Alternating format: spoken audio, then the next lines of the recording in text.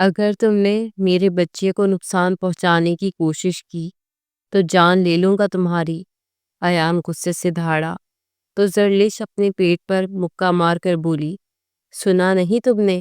Doctor کہہ رہی ہے میرے پیٹ میں جڑوا بچے ہیں، یہ میرا فگر خراب کر دیں گے، اور میں ڈھول جیسا پیٹ لے کر آفس نہیں جا سکتی۔ بڑے بڑے کلائنٹس میرا فگر دیکھ کر کروڑوں کی ڈیل کرتے ہیں، سمجھے تم؟ ایان اسے تھپڑ مار کر کہنے لگا، اگر میرے بچوں کو کچھ ہوا تو تمہیں طلاق دے دوں گا۔ تم سے 100 حصے اچھی زاریہ تھی، کاش میں اسی سے شادی کر لیتا۔ جیسے ہی ایان کمرے سے باہر نکلا تو سامنے زاریہ بلک کر رو رہی تھی۔ ایان سے کہنے لگی، مجھے کینسر ہو گیا ہے، دیکھے میری ٹانگوں سے خون۔ تم پاگل تو نہیں ہو گئی؟ کیا دولت کا نشہ تم پر اس قدر حاوی ہو چکا ہے کہ تم اپنے ہاتھوں سے ہی اپنی اولاد کو ختم کر دینا چاہتی ہو؟ پہلے ہی مجھے تم پر شدید غصہ ہے۔ ہماری شادی کو 8 مہینے ہو چکے ہیں، ہر مہینے میں سانس میں ہوتا ہوں کہ اس بار مجھے خوشخبری ملے گی۔ تمہاری ڈیٹس تک میں نے یاد رکھی ہوتی ہیں، ایک ایک دن میں گن کر گزارتا تھا کہ اب مجھے اولاد کی خوشی ملے گی۔ تم جانتی تھی نا مجھے بچوں سے کس قدر محبت ہے، میں بچوں پر جان نچھاور کرتا تھا، اور شادی کی پہلی رات ہی میں تمہیں بتا چکا تھا کہ میں تمہارے قدموں میں سر رکھنے کو تیار ہوں۔ تم جو کہو گی میں تمہاری ہر بات مانوں گا، تمہیں ہمیشہ اپنے سر کا تاج بنا کر رکھوں گا، تمہیں رائے برابر بھی تکلیف نہیں ہونے دوں گا، لیکن بس مجھے جلد از جلد بچوں کی خوشی سنا دینا، چاہے مجھے ایک ہی بچہ پیدا کر کے دے دینا، لیکن بس میں جلد از جلد بابا بننا چاہتا ہوں۔ مگر تم نے کیا کیا؟ یہ گولیاں کھاتی رہیں جس سے بچہ ہی پیدا نہ ہو، اور اب جب تمہاری اس غلطی کو معاف کر کے میں تمہارے ساتھ پھر بھی زندگی میں آگے بڑھا، اور اب جب ڈاکٹر کہہ رہی ہے کہ تم خیر سے 2 بچوں کی ماں بننے والی ہو تو تم اس طرح کی خرافات باتیں کر رہی ہو۔ میں بتا رہا ہوں زرلش، میرا ہاتھ اٹھ جائے گا تم پر، میں تمہیں ایسا گناہ گار قدم بالکل بھی اٹھانے نہیں دوں گا۔ ایک ہی سانس میں ایان غصے سے بولتا چلا جا رہا تھا، لیکن سامنے کھڑی اس لڑکی پر ذرا بھی اثر نہیں ہوا تھا۔ ایسا لگ رہا تھا جیسے اس نے ایان کی ساری باتیں ایک کان سے سن کر دوسرے کان سے نکال دی ہوں۔ وہ سینے پر ہاتھ باندھے اس کے سامنے کھڑی تھی، بال اسٹیپنگ میں کٹے ہوئے اس کے کندھوں پر پھیلے ہوئے تھے، سلیو لیس میکسی اس نے پہن رکھی تھی اور نیچے جینز پہنی ہوئی تھی۔ میک اپ سے لتھڑا چہرہ تھا اور چہرے پہ بے تحاشا غرور۔ جس قدر ہائپر ایان ہو چکا تھا، بدلے میں وہ پرسکون سی کھڑی اسے دیکھتی رہی، پھر جلدی اس کے قریب آئی اور کہنے لگی کہ میں کیا تمہیں کسی گاؤں کی جاہل بدھو گوار عورت لگتی ہوں جو شادی کے فوراً بعد بچے پیدا کرنے والی مشین بن کر بچے پیدا کرتی رہے گی؟ تم مجھے کیوں بھول جاتے ہو کہ میں ایک بزنس وومن ہوں، سمجھے؟ اس فگر کو مینٹین رکھنے کے لیے کئی سالوں سے میں نے پیٹ بھر کر کھانا نہیں کھایا۔ میں وہ کھانا کھاتی ہوں جس سے میرا وزن 1 انچ بھی نہ بڑھ سکے، اور تم چاہتے ہو کہ میں یہ بچہ پیدا کروں، وہ بھی جڑواں۔ یہ بچے جو میرے پیٹ میں پل رہے ہیں، جانتے ہو یہ میرے فگر پر کس قدر اثر انداز ہوں گے؟ میرا فگر خراب ہو جائے گا، میں موٹی ہو جاؤں گی، اور میرے پیٹ پر اسٹریچ مارکس آ جائیں گے، میرا چہرہ اتنا بدصورت موٹا ہو جائے گا، میں بالکل بدل کر رہ جاؤں گی۔ کم از کم میں اپنی باڈی کے ساتھ اتنا بڑا نقصان کبھی بھی برداشت نہیں کر سکتی۔ سنا تم نے؟ بھاڑ میں جاؤ تم اور تمہاری یہ اولاد۔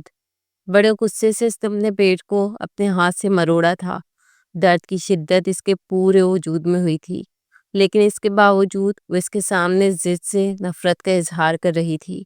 ایان نے تو کبھی خواب میں بھی نہیں سوچا تھا کہ زرلش ایسا بھی کر سکتی ہے۔ وہ فوراً اس کا ہاتھ پکڑ کر اسے دیوار سے لگا چکا تھا، کہنے لگا، میں تمہیں آخری بار وارن کر رہا ہوں زرلش، خبردار جو تم نے میرے بچوں کو نقصان پہنچانے کی کوشش کی تو بھاڑ میں گیا تمہارا فگر، مجھے تم ہر حال میں قبول ہو، تم میری بیوی ہو، تمہارا یہ وجود صرف اور صرف میرا ہے، میں دیکھتا ہوں اسے اور ہر طرح سے اس فگر کو دیکھ رکھا ہے۔ اگر یہ خراب ہوگا تو بچہ پیدا ہونے کے بعد یہ دوبارہ سے ٹھیک بھی ہو جائے گا، اور اگر نہ بھی ہوا تو خدا کی قسم میرے پیار میں، میری محبت میں تمہیں ذرا بھی کمی محسوس نہیں ہوگی۔ لیکن وہ اسے جھٹک کر کہنے لگی کہ یہ مت بھولو، اس بزنس کو اگر آسمان کی بلندیوں پر پہنچایا ہے تو صرف اور صرف میرے حسن کی وجہ سے، میری قابلیت کی وجہ سے، اور سب سے بڑھ کر میری فگر کی وجہ سے۔ یہ میری ادائیں تھیں جس نے تمہارے اس بزنس کو 4 چاند لگائے ہیں۔ کروڑوں کی ڈیلز تمہیں کیا لگتا ہے کہ تمہاری یہ بھولی سی صورت دیکھ کر ہوئی ہیں؟ ہرگز نہیں۔ میرا یہ بول فگر دیکھ کر ہی تم کامیاب ہوئے ہو، اور میں اگلے 2-3 سال تمہارے بچوں کی نظر بالکل نہیں کرنے والی۔ سنا تم نے؟ میں ابھی کے ابھی دوا لے رہی ہوں، اور بس پھر سب ختم ہو جائے گا۔ تمہیں اگر اتنا ہی شوق ہے بچے پیدا کرنے کا تو بے شک باہر سے کوئی عورت لے آؤ جو تمہارا بچہ اپنے پیٹ میں رکھ کر 9 ماہ بعد نکال کر تمہارے ہاتھ میں دے دے۔ لیکن مجھ سے امید مت رکھنا کہ میں تمہارے لیے بچہ پیدا کرنے والی مشین بنوں گی، سمجھے تم؟ وہ اپنی انگلی سے دکھاتی یہ سب کچھ بول رہی تھی، اور ایان کو اپنا دماغ سن ہوتا محسوس ہو رہا تھا۔ پہلی بار اسے یہ احساس ہوا تھا کہ اس نے زرلش سے شادی کر کے کتنی بڑی غلطی کی ہے۔ وہ تو اس سے محبت کرتا آیا تھا، لیکن شاید زرلش کو کبھی اس سے محبت ہوئی ہی نہیں تھی۔ جیسے ہی زرلش نے دراز سے دوا نکالی اور وہ اس دوا کو کھانے لگی، اس سے پہلے ایان نے اسے گردن سے پکڑ کر، پورے لاؤنج میں موجود لوگوں کی نظریں اس وقت سامنے اسٹیج پر کھڑے ان دونوں پر مرکوز تھی۔ پچھلے کئی لمحوں سے وہ اپنا نازک سا ہاتھ آگے بڑھا کر کھڑی تھی، چہرے پر حیا کی لالی تھی، لیکن سامنے کھڑا شخص اس کی انگلی میں انگوٹھی پہنانے کا نام ہی نہیں لے رہا تھا۔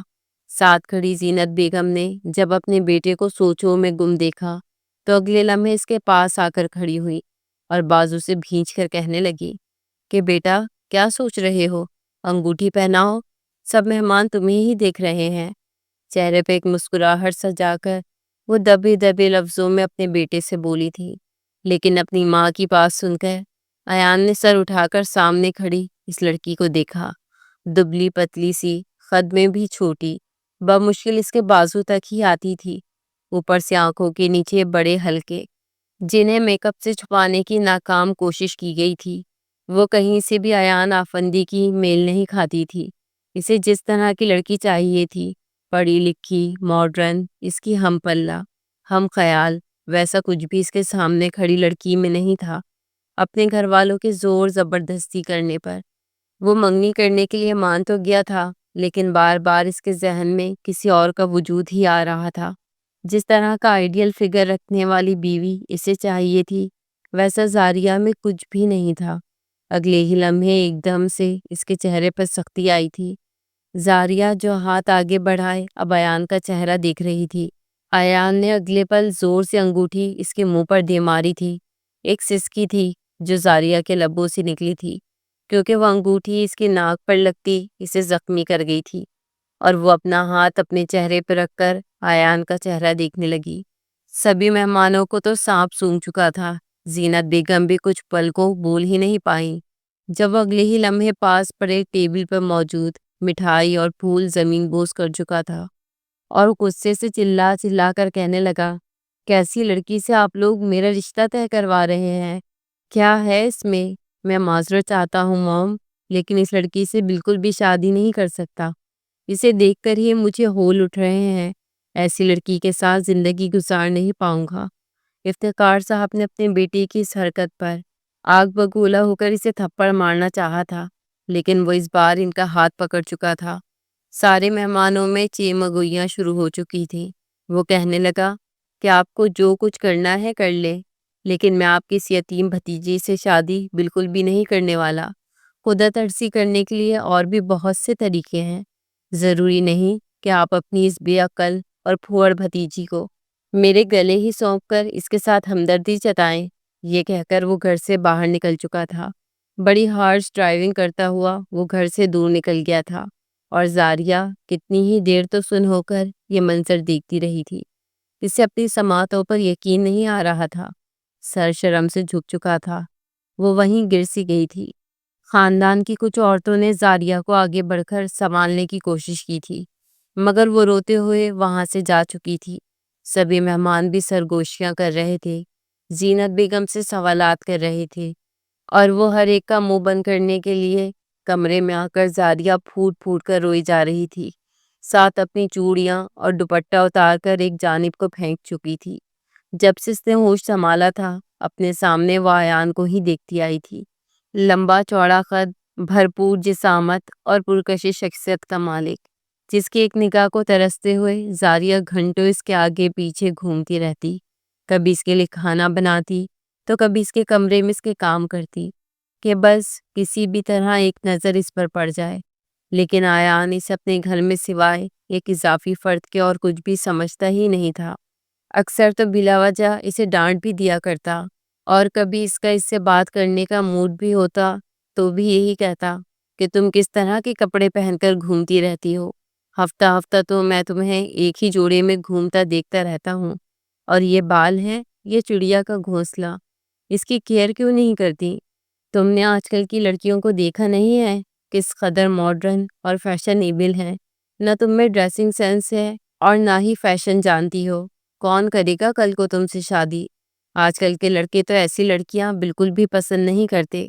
اپنے آپ کو تھوڑا بدلو، گھر میں تیار رہا کرو، ہلکا پھلکا میک اپ کیا کرو، تاکہ تمہارا یہ رنگ روپ دیکھنے کے قابل تو رہے۔ وہ اسے اس طرح کی باتیں سنا کر ایک روز جب گیا تو فوراً سارے کام چھوڑ کر زاریہ اپنے کمرے میں گھس گئی۔ اس وقت اس کے پاس سب سے زیادہ نیا جوڑا وہی تھا جو تائی جان نے اسے عید پر لے کر دیا تھا۔ اس نے وہ جوڑا نکال کر پہن لیا، بالوں کو کھولا، بالکل ویسے ہی جیسے آج کل کی اکثر لڑکیاں کھول کر پھرا کرتی تھیں۔ پھر اپنے چہرے پہ ہلکا ہلکا میک اپ کیا، لپسٹک لگائی، بالکل تیار ہو کر جیسے ہی کمرے سے باہر آئی اور تائی جان کے سامنے آ کر کہنے لگی کہ تائی جان، میں کیسی لگ رہی ہوں؟ وہ تو ایک پل کو اسے دیکھ کر ماتھے پہ بل ڈال چکی تھیں، کہنے لگی کہ جی کیا کہیں جا رہی ہو تم اتنا تیار ہو کر؟ تم تو کبھی عید پر بھی نہیں ہوئی، کس خوشی میں اتنا میک اپ تھوپ کر گھوم رہی ہو؟ کنواری لڑکیوں کو یوں سج سنور کر رہنا اچھا نہیں لگتا، جب شادی ہو جائے گی تب شوہر کے سامنے ہی سج سنور کر رہنا۔ ابھی اتارو یہ سب اور جاؤ کچن میں پالک کاٹ کر رکھی ہے، پالک گوشت کا سالن بنا دو۔ تائی کی آواز سن کر وہ تھوڑی چپ سی ہو چکی تھی، ایک بار پھر کچن میں گھس کر وہ کام میں مصروف ہو چکی تھی۔ اس نے ہر طرح سے ایان کا دل جیتنے کی کوشش کی تھی، لیکن ایان کا دل و دماغ میں تو کوئی اور ہی سوار تھا۔ MBA مکمل کرنے کے بعد اس نے ایک کمپنی میں جاب شروع کی تھی، جہاں پر اس کی قابلیت سے وہ بڑی جلدی ترقی کی منزلوں سے ہمکنار ہو رہا تھا، اور کافی خوش بھی تھا، کیونکہ اس کمپنی کے اونر کی بیٹی زرلش قاقوانی ہر پروجیکٹ میں ایان کے ساتھ ہی ہوتی تھی، اور ایان اس کی کمپنی میں کافی خوش بھی رہنے لگا تھا۔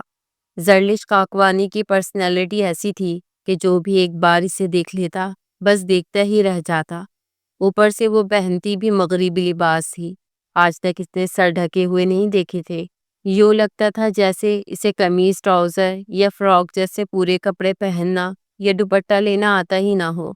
کہیں نہ کہیں ایان اسے پسند بھی کرنے لگا تھا، اور زرلش بھی اس میں غیر معمولی دلچسپی دکھانے لگی تھی۔ اس روز جب ایان گھر لوٹا تو سیدھا اپنی ماں کے کمرے میں گیا۔ زینت بیگم اس وقت کپڑے لپیٹ کر الماری میں رکھ رہی تھی۔ مسکرا کر اپنی ماں کو اپنے ساتھ لگایا تو زینت بیگم بھی حیران ہوئی کہ یہ کیا بات ہے، بڑے خوش لگ رہے ہو، سب خیر تو ہے؟ وہ ان کو آتے ہوئے آج پھر آفس میں جو کچھ ہوا سب کچھ بتانے لگا، اور ایک بار پھر وہ زرلش کا ذکر چھیڑ چکا تھا۔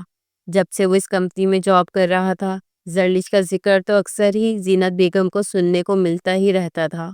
آج جس طرح انہوں نے اپنے بیٹے کی آنکھوں میں چمک دیکھی تھی، کہنے لگی کہ یہ کیا بات ہے، جب بھی زرلش کا نام لیتے ہو تمہاری آنکھوں میں چمک عجیب ہی طرح سے بڑھ جاتی ہے، تم کہیں کچھ بھول تو نہیں رہے؟ وہ اگلے ہی لمحے اپنی ماں کا ہاتھ پکڑ کر کہنے لگا کہ نہیں، میں کچھ بھی نہیں بھول رہا، لیکن میں جانتا ہوں کہ میری ماں بابا کبھی بھی کچھ ایسا نہیں کریں گے جو میری مرضی کے خلاف ہو۔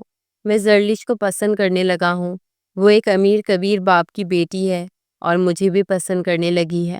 اگر آپ لوگ رشتہ لے کر زرلش کے ہاں جائیں گے تو آپ نہیں جانتے، اس کے نام کروڑوں کی جائیداد ہے، وہ اپنی الگ سے کمپنی بھی شروع کرنے والی ہے، اور اگر میری اس کے ساتھ شادی ہو جائے تو جانتے ہیں میں آرام سے اس کمپنی کا مالک بن جاؤں گا۔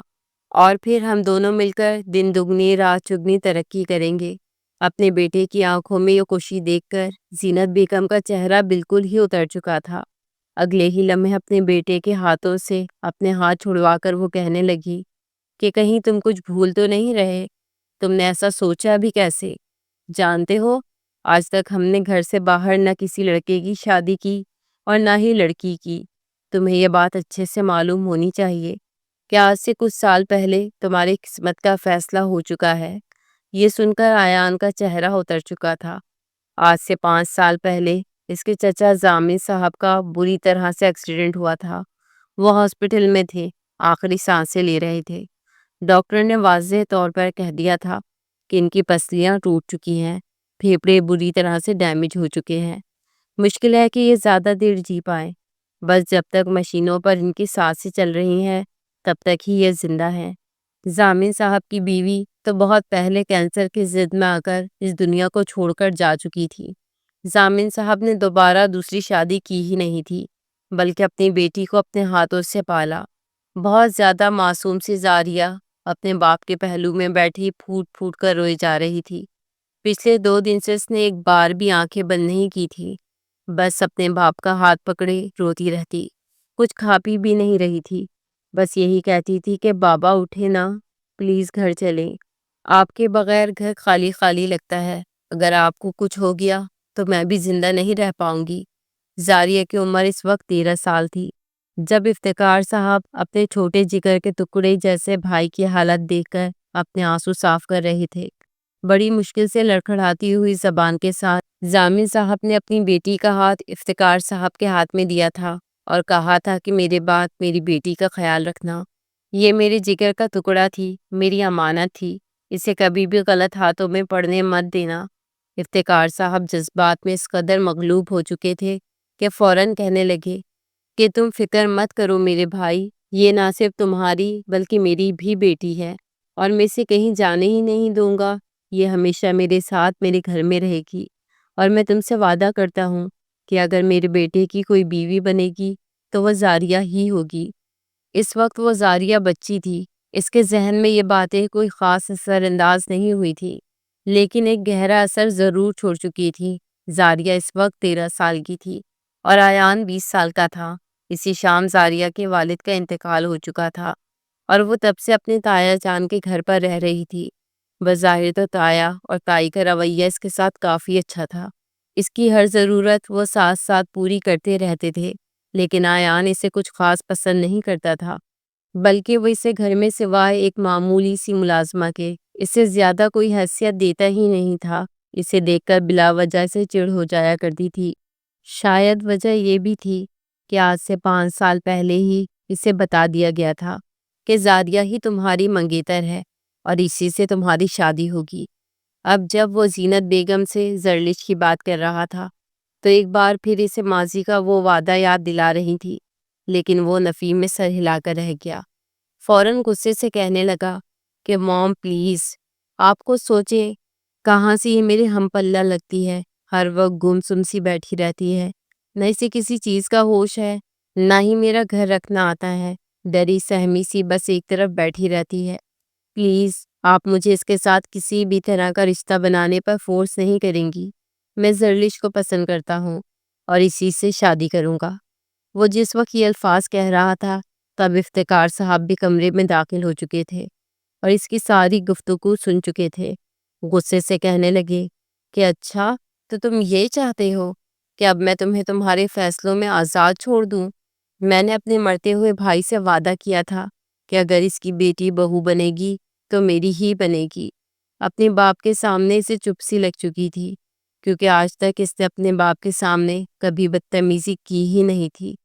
وہ کہنے لگے کہ بس نوکری تو تمہیں مل چکی ہے، اب پورے خاندان کے سامنے تمہاری اور زاریہ کی منگنی کی جائے گی، وہ بھی اسی ہفتے۔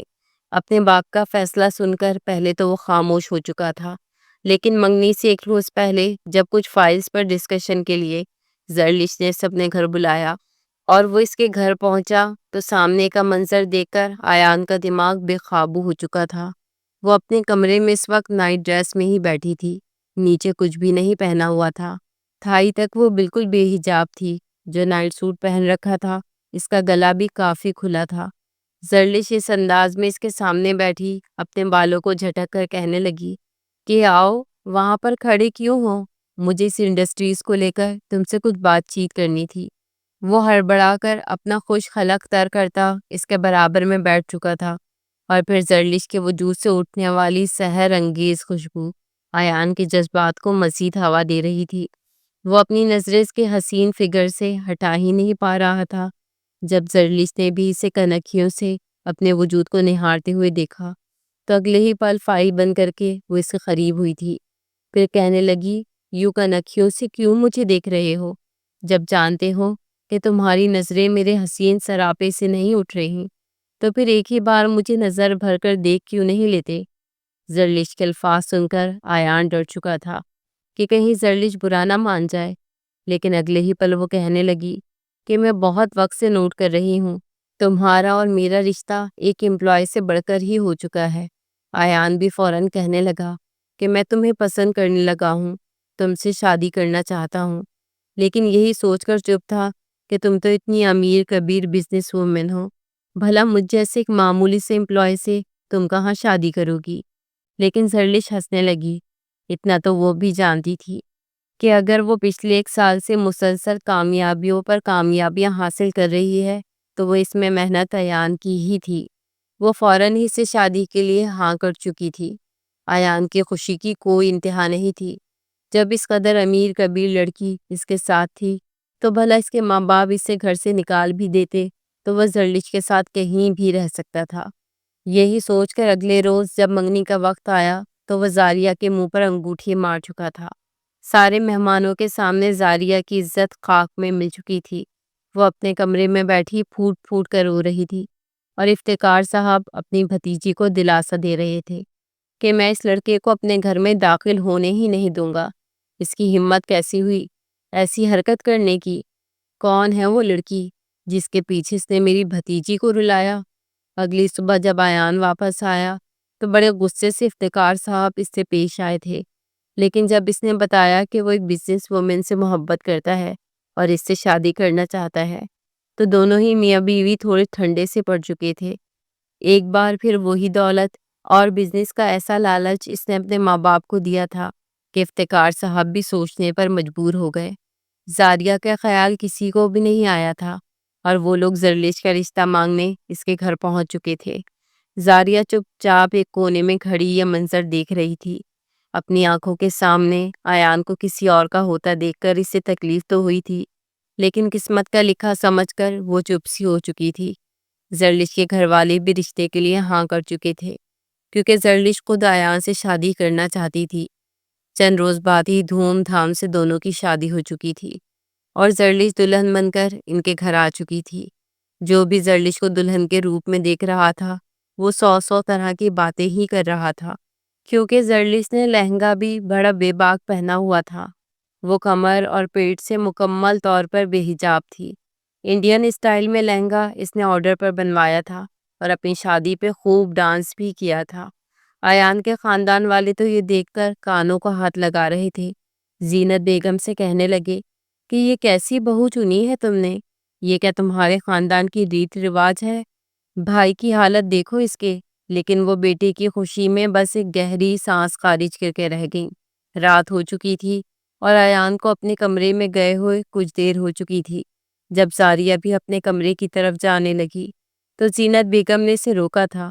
ان کے ہاتھ میں ایک سفید کپڑا تھا۔ جیسے ہی زاریہ ان کے پاس گئی تو کہنے لگی کہ جاؤ، جا کر یہ کپڑا زرلش بھابھی کو دے آؤ۔ وہ تھوڑی ہچکچائی تھی، کہنے لگی کہ اس وقت اب تو دروازہ لاک ہو چکا ہے، میرا جانا میرے خیال سے مناسب نہیں رہے گا۔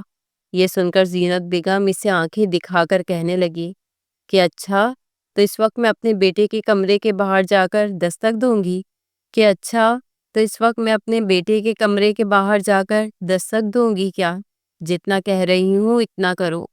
جاؤ، جا کر یہ کپڑا نئی نویلی دلہن کو دے دو۔ آگے جو کام کرنا ہے وہ خود ہی سمجھ جائے گی۔ زاریہ کو تو کچھ سمجھ نہیں آئی تھی کہ اس کپڑے سے کیا کام لیا جاتا ہے۔ وہ اس کپڑے کو ہاتھ میں اٹھائے دروازے پر آئی تھی، اور کپکپاتے ہوئے ہاتھوں سے اس نے دروازے پہ دستک دی۔ اس وقت دونوں ہی ایک دوسرے میں گم، باہوں میں باہیں ڈالے ایک دوسرے پر محبت نچھاور کر رہے تھے۔ جب دروازے پہ دستک سن کر آیان بدمزہ ہوا تھا، ماتھے پر بل ڈالے اس نے دروازہ کھولا تو سامنے زاریہ کو دیکھ کر اس کے ماتھے پر بل مزید گہرے ہو چکے تھے۔ غصے سے کہنے لگا کہ کیا کرنے آئی ہو اس وقت تم؟ کیا کسی نے سکھایا نہیں ہے کہ جب میاں بیوی پہلی رات کمرے میں ہوں تو دروازے پہ کان لگا کر کھڑے نہیں ہوتے؟ ڈر کر زاریہ کہنے لگی کہ نہیں، میں کان لگا کر کھڑی نہیں تھی، بلکہ مجھے بھابھی سے کوئی بات کرنی ہے۔ وہ کہنے لگا کہ تم نے اس سے کیا بات کرنی ہے؟ وہ کہنے لگی کہ مجھے انہیں یہ سفید کپڑا دینا ہے۔ ان کی مسلسل بات چیت ہوتے دیکھ کر زرلش بھی جھانک کر دیکھ کر کہنے لگی یہ کیا بات ہے؟ کون آیا ہے؟ زرلش کی آواز سن کر اس نے اندر قدم رکھا تھا۔ زرلش کو دیکھ کر تو واقعی زاریہ خود کو کمتر ہی محسوس کر رہی تھی، کیونکہ ذرا بھی فیشن اس میں موجود نہیں تھا۔ وہ ڈرتے ڈرتے زرلش کے پاس آئی اور وہ سفید کپڑا اس کے سامنے لہرا دیا۔ زرلش کا تو دماغ گھوم گیا تھا، کہنے لگی کہ یہ کیا ہے؟ زاریہ کہنے لگی کہ وہ تائی جان نے کہا ہے کہ میں آپ کو دے دوں، اور صبح آپ یہ ان کو سب سے پہلے اٹھ کر دکھانا۔ یہ کہہ کر وہ اس سفید چادر کو بیڈ پر بچھانے لگی، کیونکہ زینت بیگم نے اسے یہی کہا تھا کہ وہیں پر رکھ کر نہ آ جانا، بلکہ بیڈ پر بچھا کر آنا۔ نئی نویلی دلہن خود کام کرتے ہوئے اچھی تھوڑی لگے گی، لیکن زرلش سمجھ چکی تھی کہ زینت بیگم در حقیقت اس کی پاک دامنی جاننے کے لیے یہ سب کچھ کروا رہی ہیں۔ اگلے ہی لمحے اس نے وہ چادر بیڈ سے اٹھا کر زاریہ کے منہ پر پھینک دی اور غصے سے کہنے لگی کہ ہاؤ ڈیئر یو، تمہاری ہمت کیسے ہوئی یہ سب گھٹیا کام کرنے کی؟ یہ میرا اور میرے شوہر کا پرسنل معاملہ ہے۔ کوئی دوسری عورت ہوتی کون ہے مجھے ٹیسٹ کرنے والی کہ پہلی رات بستر کی چادر رنگین ہوتی ہے یا نہیں؟ زاریہ کو ان معاملات کا بالکل بھی پتہ نہیں تھا۔ وہ معصوم بھولی بھالی سی لڑکی زرلش کی ڈانٹ سن کر سہم چکی تھی۔ جب کمرے سے شور سن کر زینت بیگم بھی وہیں پر آ چکی تھی، کہنے لگی یہ کیا ہو گیا؟ کیوں چلا رہی ہو؟ اس نے تو اپنی ساس کو بھی نہ بخشا تھا۔ انگلی اٹھا کر کہنے لگی کہ آپ کو کس نے حق دیا یہ دیکھنے کا کہ مجھے پہلی رات کچھ ہوتا ہے یا نہیں؟ میں جیسی بھی ہوں نا، آپ کے بیٹے کو پسند ہوں، اور دوبارہ ایسی الٹی سیدھی حرکت کی نا آپ نے تو پھر دیکھیے گا میں آپ کے ساتھ کرتی کیا ہوں۔ آج تک زینت بیگم کے ساتھ کسی نے بھی اس لہجے میں بات نہیں کی تھی۔ وہ تو اپنے بیٹے کا چہرہ دیکھ رہی تھی، لیکن وہ تو چپ چاپ غصے سے کھڑا اپنی ماں کو ہی گھورے جا رہا تھا کہ یہ کیسی عجیب و غریب حرکت انہوں نے کرنے کی کوشش کی تھی۔ ڈانٹ کر اپنے بیٹے کو کہنے لگی کہ صحیح رن مرید بن گیا ہے تو۔ اگر تیری جگہ کوئی اور بیٹا ہوتا نا تو اپنی بیوی کی یوں بدتمیزی دیکھ کر اسے کھڑے کھڑے طلاق دیتے تھا، لیکن بجائے اپنی بیوی کو کچھ کہنے کے ایان تو اپنی ماں کو ہی سنانے لگا تھا کہ یہ کیسی باتیں کر رہی ہیں آپ؟ میں زرلش سے محبت کرتا ہوں اور اس سے طلاق دینے کے لیے شادی نہیں کی۔ آپ سے کم از کم یہ امید نہیں تھی کہ آپ یوں پہلی رات ہی ساس بن کر دکھائیں گی۔ پلیز جائیں یہاں سے، مجھے اور زرلش کو اکیلا چھوڑ دیں، اور آئندہ اس طرح کی کوئی بھی الٹی سیدھی حرکت آپ میری بیوی کے ساتھ نہیں کریں گی، سمجھی آپ؟ زینت بیگم اور زاریہ وہاں سے باہر نکل آئیں۔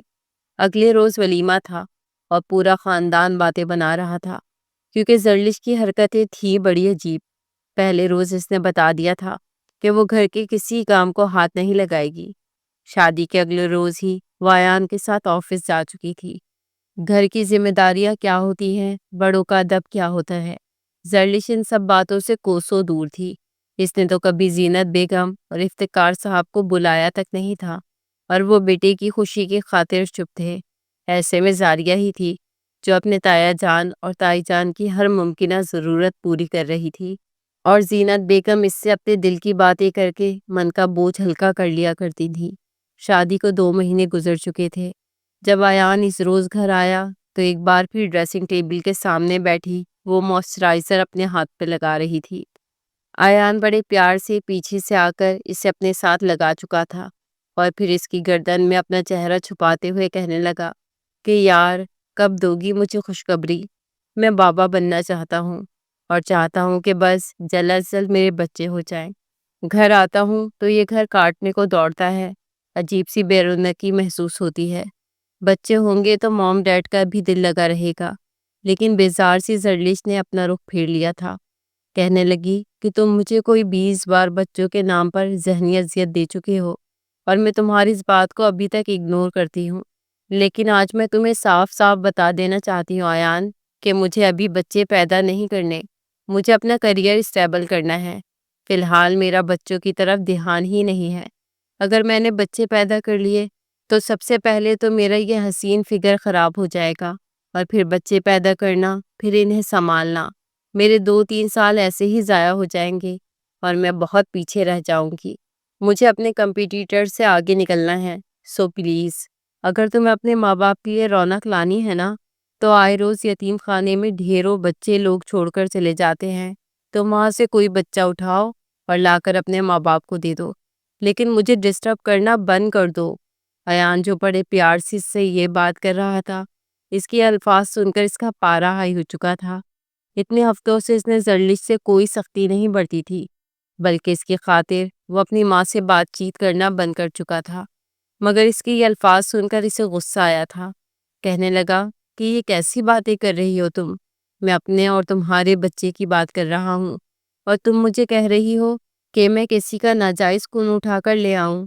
دیکھو اور کتنی کامیابی چاہیے تمہیں، تم کروڑوں کی جائیداد کی مالک ہو، جتنا پیسہ تمہارے پاس ہے بس کافی ہے۔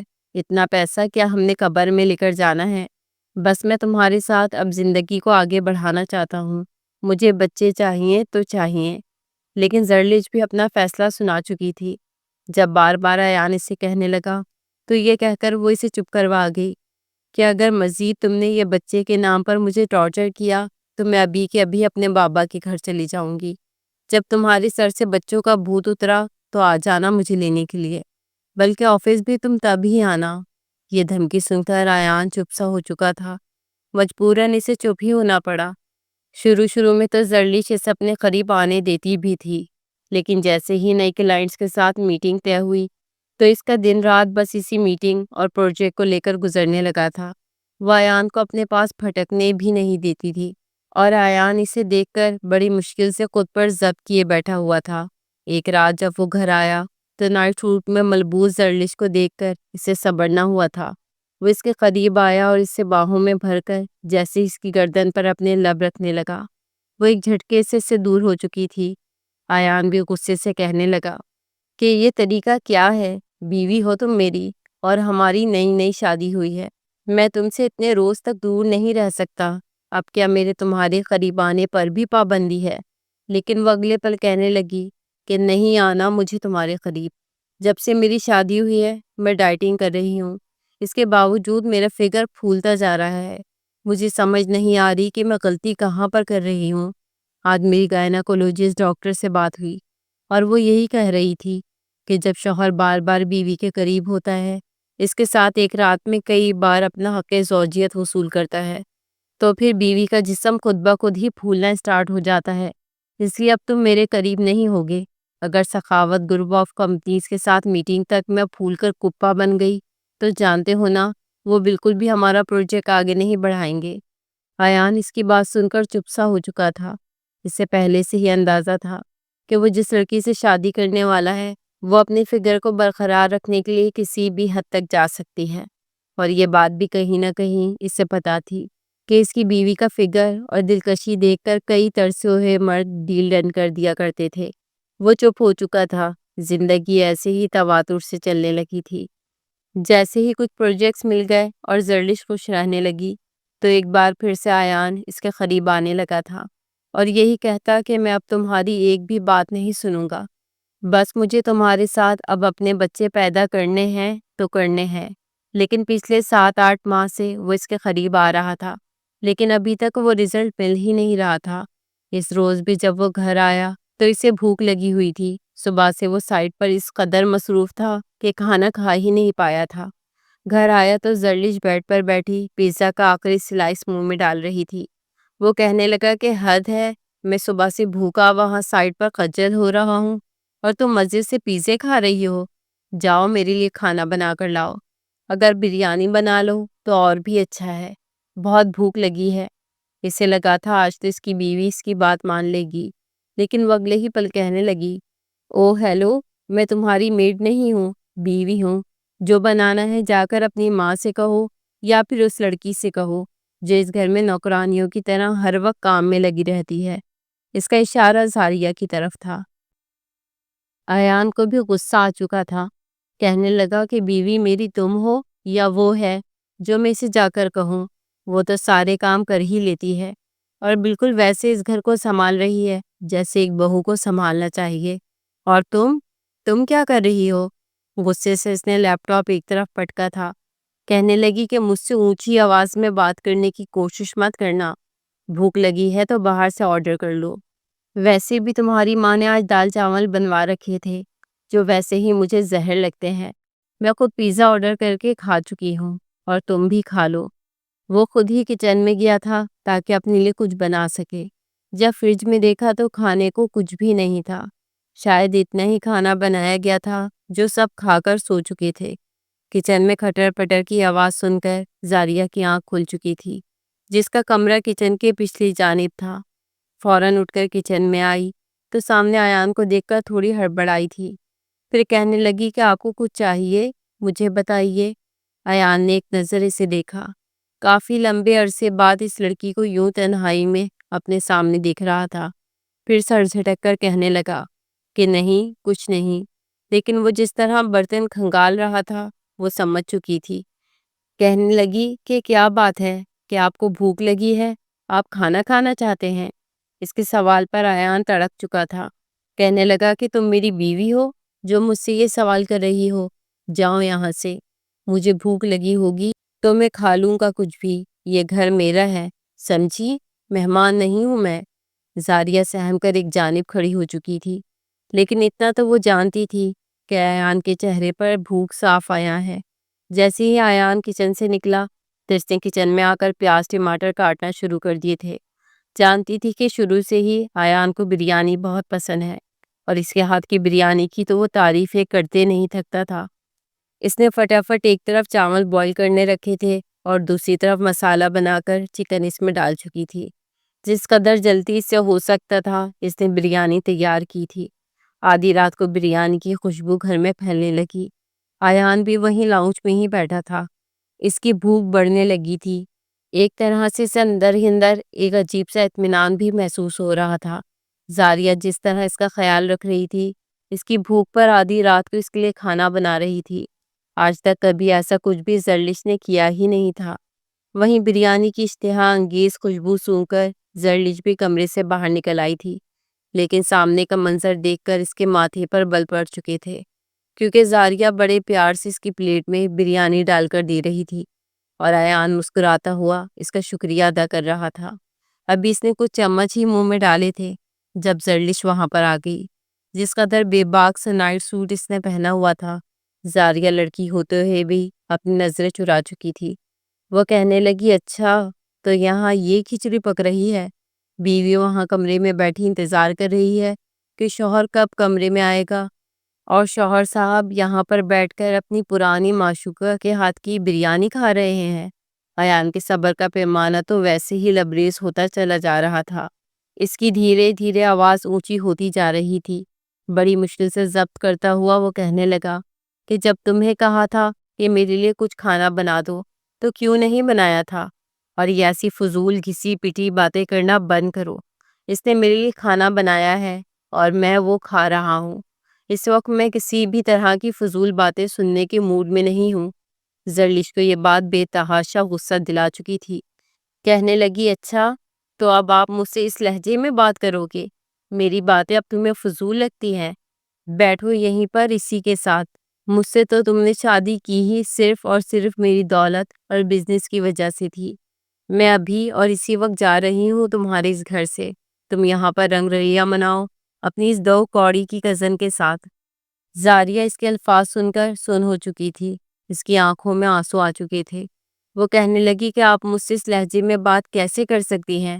زبان سنبھالیے، میں آپ کی عزت کرتی ہوں۔ آپ کو کوئی حق نہیں پہنچتا کہ آپ میری عزت کو داغدار کریں۔ لیکن زرلش فوراً اپنی گاڑی کی چابی لیتی گھر سے ہی نکل چکی تھی۔ ایان کی بھوک تو اس کی یہ باتیں سن کر ویسے ہی مر چکی تھی۔ وہ کھانا وہیں چھوڑتا غصے سے اپنے کمرے میں چلا گیا تھا اور زاریہ اتنی محنت سے بنائی گئی بریانی کو بس دیکھتی رہ گئی تھی۔ ایک گہری سانس خارج کر کے برتن سمیٹتی وہ بھی کمرے میں چلی گئی تھی۔ اگلے روز ایان آفس نہیں گیا تھا۔ وہ عجیب طرح کے تناؤ کا شکار ہو چکا تھا۔ اس کا دماغ اس کا ساتھ دینا چھوڑ چکا تھا۔ کوئی بھی کام زرلش اس کا خود سے نہیں کرتی تھی، سوائے اس کے کہ وہ الماری کے قریب ایان کو بھٹکنے بھی نہیں دیتی تھی۔ جو بھی کپڑے نکالنے ہوتے وہ خود نکال کر رکھ لیا کرتی تھی اور ایان پہن لیا کرتا تھا۔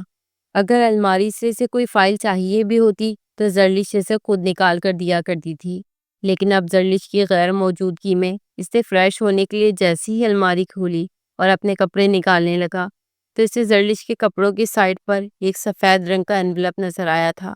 پہلے تو اس نے اگنور کرنا چاہا، لیکن پھر کچھ سوچ کر اس نے انویلپ کو باہر نکال لیا۔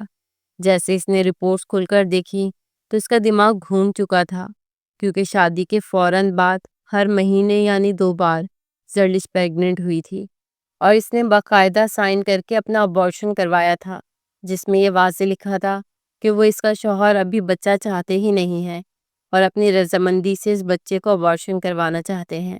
ساتھ ہی کچھ دوائیوں کی پرسکرپشن نکلی تھی اور یہ کون سا علاج تھا جو زرلش کا چل رہا تھا، لیکن ایان کے وہم و گمان میں بھی نہیں تھا۔ جیسے اس نے ان دوائیوں کے نام سرچ کیے تو یہ بات سامنے آ چکی تھی کہ جو خواتین حاملہ نہیں ہونا چاہتی وہ ان دوائیوں کا استعمال کرتی ہیں تاکہ اپنے شوہر کے ساتھ حق زوجیت بھی ادا کرتی رہیں اور پریگننسی ہونے کا خطرہ بھی نہ ہو۔ یہ پہاڑ تھا جو ایان کے سر پر ٹوٹا تھا۔ وہ کبھی خواب میں بھی نہیں سوچ سکتا تھا کہ زرلش اس کے ساتھ ایسا کر سکتی ہے۔ وہیں دوسری جانب شاید زرلش کو بھی احساس ہو چکا تھا کہ وہ گھر چھوڑ کر کتنی بڑی غلطی کر چکی ہے۔ وہ تو فائلز اور دوا چھپانا ہی بھول گئی تھی اور الماری کو لاک تک نہیں کیا تھا۔ ہڑبڑی میں وہ تیزی سے گھر لوٹی تھی کہ بس لپٹی چپڑی باتوں میں ایان کو بہلا کر کہہ دے گی کہ میں رات کو غصے میں گھر سے چلی گئی تھی، میں ایسا کرنا نہیں چاہتی تھی۔ لیکن جیسے ہی گھر لوٹی تو ایان کا پارا ہائی ہو چکا تھا۔ وہ غصے سے اس پر ٹوٹ پڑا تھا۔ اس نے کئی طرح کی وضاحتیں پیش کرنے کی کوشش کی تھی، لیکن ایان نے اس کے سامنے اس کی رپورٹس اور دوائیوں کو آگ لگاتی تھی اور کہا تھا کہ اگر اس مہینے تم پریگننٹ نہ ہوئی تو مجھ سے برا تمہارے لیے کوئی نہیں ہوگا۔ اگر میں اس پورے سرکل میں یہ بات پھیلا دوں تو جانتی ہو تم کروڑوں سے بالکل زیرو پر آ سکتی ہو۔ ایان اسے دھمکی دینا تو نہیں چاہتا تھا، لیکن جانتا تھا کہ اس لڑکی کو جس قدر محبت پیسے اور ریپوٹیشن سے ہے ویسے ہی باز آئے گی۔ کچھ وقت کے لیے زرلش خاموش ہو چکی تھی اور بیوی ہونے کے فرائض بھی اچھے سے نبھانے لگی تھی، لیکن اگلے مہینے جیسے ہی وہ پریگننٹ ہوئی تو فوراً ایان اسے ڈاکٹر کے پاس لے کر آیا۔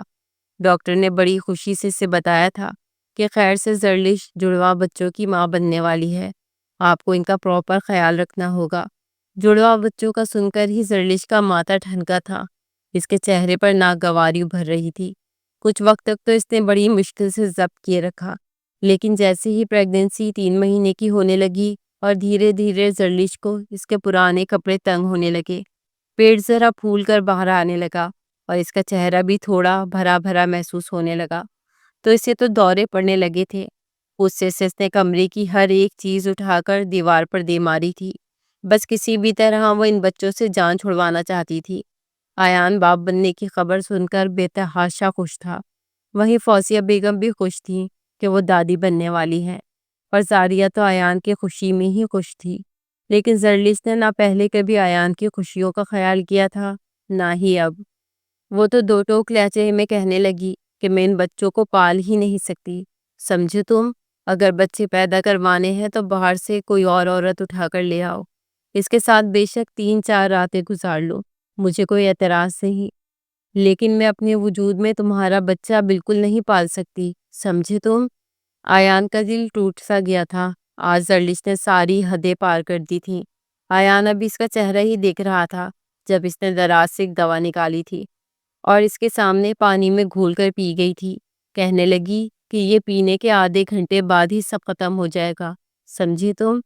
مجھے اپنے کریئر پر فوکس کرنا ہے، تم مجھے فورس نہیں کرو گے، ورنہ چند لمحے لگیں گے تمہیں اپنی زندگی سے نکالنے میں اور اپنے آفس سے نکالنے میں۔ یہ میرے بلبوتے پر ہی تم اتنا سر چڑھ کر لوگوں میں اٹھتے بیٹھتے ہو، ورنہ جانتے ہو تمہاری حیثیت کیا تھی مجھ سے ملنے سے پہلے۔ وہ ایسی باتیں کر کے سمجھ رہی تھی کہ اس کا شوہر اس کے سامنے جھک جائے گا، مگر آیان ٹوٹ چکا تھا۔ زرلش تو پیٹ پہ ہاتھ رکھے درد سے سسکتی ہوئی گالیاں بکتی گاڑی میں بیٹھ کر سیدھا ہاسپٹل جا چکی تھی، جبکہ آیان وہاں پر بیٹھا نڈھال ہو چکا تھا، آنکھوں سے آنسو نکل رہے تھے۔ اسے بار بار وہ وقت یاد آ رہا تھا جب اس کے ماں باپ زاریہ کے ساتھ اس کی منگنی کرنا چاہتے تھے۔ اسے زاریہ کے 100 گن یاد کروائے تھے، لیکن وہ تو زرلش کی محبت میں پاگل ہی ہو چکا تھا۔ ہر وہ ذمہ داری جو ایک بیوی کو، ایک بہو کو نبھانی چاہیے تھی، وہ زاریہ نبھا رہی تھی، لیکن زرلش نے ہمیشہ آیان کو تکلیف ہی پہنچائی تھی۔ ابھی بھی آیان کو روتا دیکھ کر زاریہ اس کے کمرے میں آئی تھی، کہنے لگی کہ پلیز آپ مت روئیں، تائی جان کہتی ہیں کہ لڑکے روتے اچھے نہیں لگتے، پلیز آپ نہ روئیں۔ زرلش بھابھی کو ہو سکتا ہے ان کے ماں باپ سمجھائیں تو وہ آپ کے ساتھ ایسا نہ کریں۔ وہ ابھی اسے سمجھا ہی رہی تھی جبکہ آیان چپ چاپ آنسو صاف کر کے گھر سے باہر نکل چکا تھا۔ اس نے سیدھا وکیل کا رخ کیا تھا، طلاق کے پیپرز بنوائے تھے اور اگلے ہی روز طلاق کے پیپرز زرلش کے میکے پہنچ چکے تھے۔ زرلش اپنے ماں باپ کی ہی گھر تھی۔ جب طلاق کے پیپرز پہنچے تو اس کا خون کھول چکا تھا، غصے سے جیسے وہ پاگل ہی ہو چکی تھی۔ کہنے لگی کہ میں ابھی جا کر اس آیان سے بات کرتی ہوں، وہ ہوتا کون ہے مجھے طلاق دینے والا؟ ارے اس کی حیثیت ہی کیا ہے؟ ابھی بھی وہ تکلیف میں تھی، لیکن جیسے ہی اس گھر پر آئی تو چوکیدار نے اسے اندر داخل ہونے ہی نہیں دیا تھا۔ واضح الفاظ میں کہہ دیا تھا کہ صاحب جی کہہ کے گئے ہیں کہ آپ کے اس گھر میں اب آنا بالکل بند ہے، آپ کسی سے بھی ملاقات نہیں کریں گی۔ یہ دیکھ کر تو زرلش کا دماغ مزید ہی گھوم چکا تھا۔ وہ سیدھا آیان کے آفس گئی تھی، کہنے لگی کہ تمہاری ہمت کیسے ہوئی مجھے طلاق دینے کی؟ وہ سیدھا اس کا گریبان پکڑ چکی تھی، اسے ایک ایک احسان یاد کروا رہی تھی۔ آیان پہلے تو اس کی ساری باتیں سنتا رہا، پھر اس کے ہاتھوں کو اپنے گریبان سے ہٹا کر جھٹک کر کہنے لگا، میں لعنت بھیجتا ہوں تم پر اور تمہاری اس جھوٹی شان و شوکت پر۔ میں ریزائن کر چکا ہوں، اب نہ تمہارے ساتھ میرا کوئی رشتہ ہے اور نہ ہی تمہارے اس بزنس میں مزید تمہارا خیر خواہ ہوں۔ دوبارہ میرے سامنے آنے کی کوشش مت کرنا۔ زرلش اس کے سامنے تو بڑی اکڑ کر کھڑی تھی، لیکن اندر ہی اندر وہ ٹوٹ سی چکی تھی۔ اسے بالکل بھی اندازہ نہیں تھا کہ کبھی آیان اس کے ساتھ ایسا بھی کر سکتا ہے۔ وہ تو یہی سمجھ رہی تھی کہ ہمیشہ آیان اس کے سامنے کبھی زبان کھول ہی نہیں پائے گا، وہ اس کے ہاتھ کی کٹ پتلی بن کر رہے گا۔ لیکن آج آیان صبر کے سارے بند توڑتا وہاں سے جا چکا تھا۔ پھر کاغذی کارروائی ہوئی اور مکمل طور پر وہ زرلش سے ہر رشتہ توڑ چکا تھا۔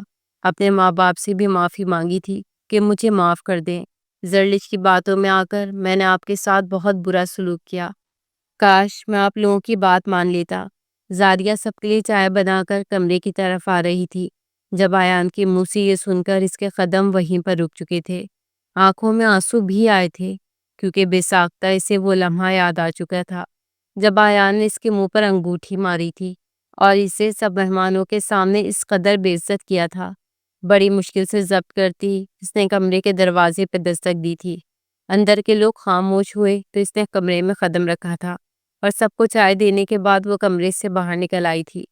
فوزیہ بیگم کہنے لگی کہ تم نے ہمارا دل دکھایا تو دکھایا، لیکن زاریہ کے ساتھ تم نے بہت برا سلوک کیا، وہ یتیم لڑکی تھی، تم نے اس کا دل دکھایا، سب مہمانوں کے سامنے سے یوں بے عزت کر دیا، تم اس سے معافی مانگو۔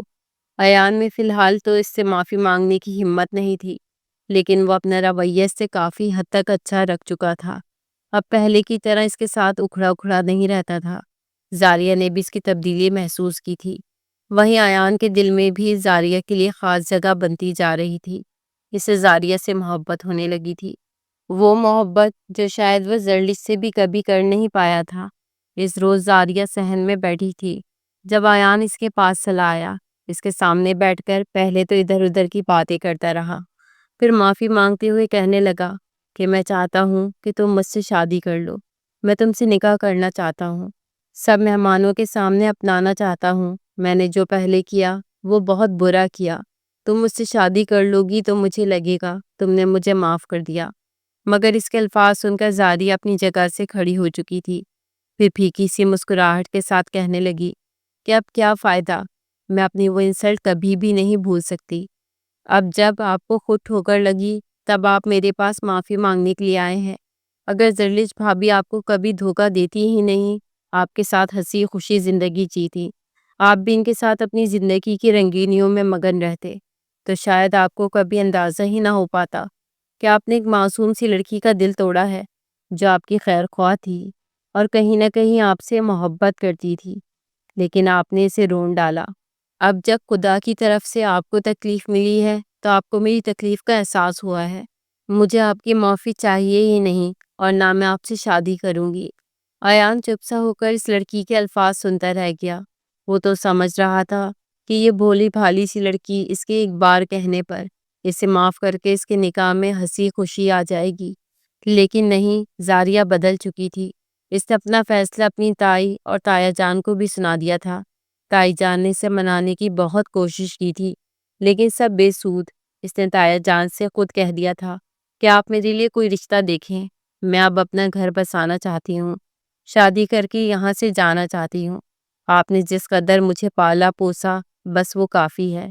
یوں ایک اچھا رشتہ آیا تو تایا جان نے گہری سانس خارج کر کے اس لڑکی کے ساتھ زاریہ کی بات پکی کر دی تھی، لیکن اس کے باوجود اسے سوچنے کا ضرور کہا تھا، اور یہ کہا تھا کہ تمہارا باپ مرتے ہوئے تمہاری ذمہ داری مجھے سونپ کر گیا تھا، اور میں نے تمہارے باپ سے وعدہ کیا تھا کہ تم میری ہی بہو بنو گی۔ میں تمہیں اپنی نظروں سے دور جانے نہیں دوں گا۔ ہو سکے تو ایک بار اپنے مرحوم باپ کی وصیت کے بارے میں ضرور سوچ لینا۔ وہ چپ سی ہو چکی تھی۔